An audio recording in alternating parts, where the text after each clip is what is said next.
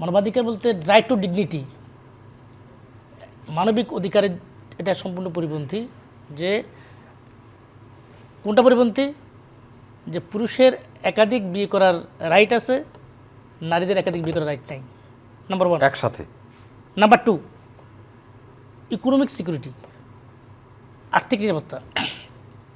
প্রথম স্ত্রীর ভরণ পোষণ এবং তাদের যে সন্তানদের, প্রথম স্ত্রী সন্তানদের আর্থিক অধিকার কিন্তু সংকুচিত হয় দ্বিতীয় বিয়ের ফলে।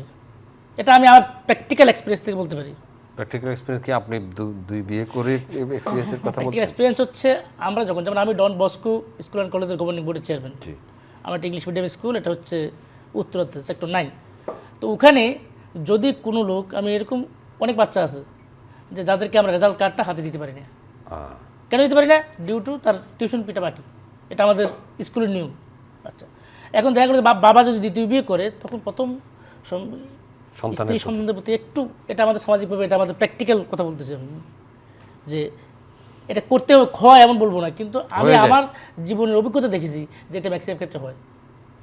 আরেকটা বিষয় হচ্ছে, আমরা যদি সূরা নিসার কোরআন, যেহেতু আমরা যেহেতু মুসলমান, তো সূরা নিসার আয়াত নাম্বার 3-এ বলা আছে যে নারীদের মধ্যে যাদের ভালো লাগে তাদের বিয়ে করে নাও, 2, 3 কিংবা 4। আর যদি ভয় করো যে তোমরা সমান আচরণ করতে পারবে না, যদি ভয় করো, বলছে ভয় করো সমান আচরণ, যদি তোমরা সমান আচরণ করতে পারবে না, তাহলে একটার প্রতি জোর দেওয়া হয়েছে।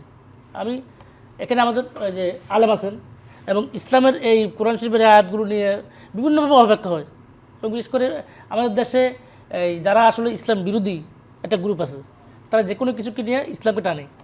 তারা হয়তো টুপি মাথায় আছে, ইসলামের কথা বলতেছে, আসলে এটা ইসলাম বিরোধী। এই কথাগুলো কেন বিরোধী?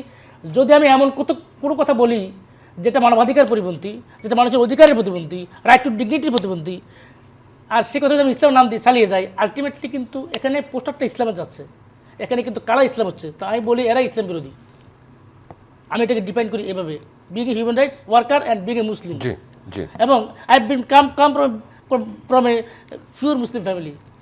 আরেকটা হচ্ছে, আমি রাইট টু ডিগনিটির কথা যেটা বললাম, যে মানবাধিকার যদি আমরা করি, আমাদের সংবিধানের দিকে যদি আমরা যাই, সংবিধানে যদি আর্টিকেল 27, আর্টিকেল 28 স্পষ্ট বলা আছে যে সংবিধানে যে আমাদের সমতা এবং বৈষম্যহীনতা নারী এবং পুরুষের ক্ষেত্রে, এটাও কিন্তু মেনটেন হচ্ছে না একাধিক বিয়ের ক্ষেত্রে। এবার একাধিক বিয়ে করলে আমি বহু বিয়ের ক্ষেত্রে আমার প্রথম স্ত্রীর অনুমতি নিব কিনা, এবার আসি এই প্রশ্নে। অবশ্যই অনুমতি নিতে হবে, এটা হচ্ছে আমার ব্যক্তিগত মতামত। এখন আমাদের আলেম একটা কথা বলেছেন, আমি তাকে সেলিউট করি, শ্রদ্ধা করি। তিনি বলেছেন যে আমি কথা বলবো অ্যাকর্ডিং টু ইসলাম। আমার রাষ্ট্র কি আইন করবে, রাষ্ট্রের বিষয়। এই যে রাষ্ট্রীয় আইনের প্রতি যে ওনার যে এই শ্রদ্ধাবোধ, আমি এটাকে স্যালিউট করি। আমার রাষ্ট্র, আমার প্রিয় মাতৃভূমি, আমাদের সংবিধান এবং আমাদের যে হিউম্যান রাইটসের universal declaration of human rights, এবং আমার মতে যে হযরত মুহাম্মদ মুস্তাফা সাল্লাল্লাহু আলাইহি ওয়াসাল্লাম, তিনিও একজন মানবাধিকার কর্মী। কেন মানবাধিকার কর্মী? নারীদের সম্পত্তির অধিকার, নারীদের জীবন্ত হত্যা করা হয়েছে তখন, এই রাইটটা তিনি দিয়েছেন। এখন তখনকার প্রেক্ষিতের কথা যদি আমরা এখন বলি, যে 14 বছর আগে উনি কী বিষয় করেছেন, তখনকার যুদ্ধ আমরা যে অস্ত্র ব্যবহার করছি, কিন্তু সে অস্ত্র ব্যবহার করছি না।